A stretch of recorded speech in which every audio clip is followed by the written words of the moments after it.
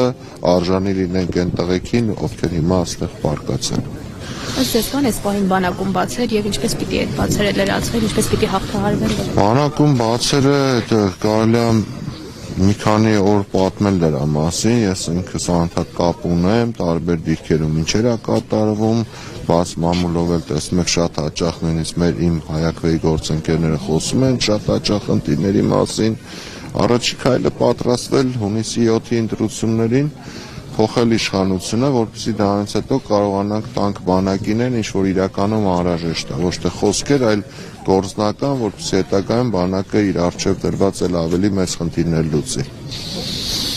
Ինչպես եք օրինակ տեսնում ընդդիմության շանսեր, ինչպես կգնահատեք, հնարավոր է հասնեն հաջողության։ Հնարավոր է, եթե հիշում եք անցած շաբաթ նույնիսկ իրանք արտահերթ նիստ հրավիրեցին հենց մեր հայակվեի հետ կապված, մեր մնացած բոլոր դիտորդականների ակնհայտերում է, որ իրանք էլ են տիրապետում, մեզանից լավ են տիրապետում հանրապետությունում տիրող վիճակին, հասկանում են, որ դատապարտված են պարտության ընտրություններում, շանսերը շատ մեծ է ընդդիմության, եթե համախմբված լինեն, կարողանան կուռ լինել, հաստատ կհաղթեն այս գործի դեմ, ոչ միայն մեր դեմ, պարլամենտարիզմի, ՀԿ-ի դեմ, Թարթարյան հիմնադրամի դեմ, բոլորիս դեմ այդ արտահերթ նիստը հրավիրել այս պայմաններում դրա հրատապությունը չլինելով, կարող են ընթացիկ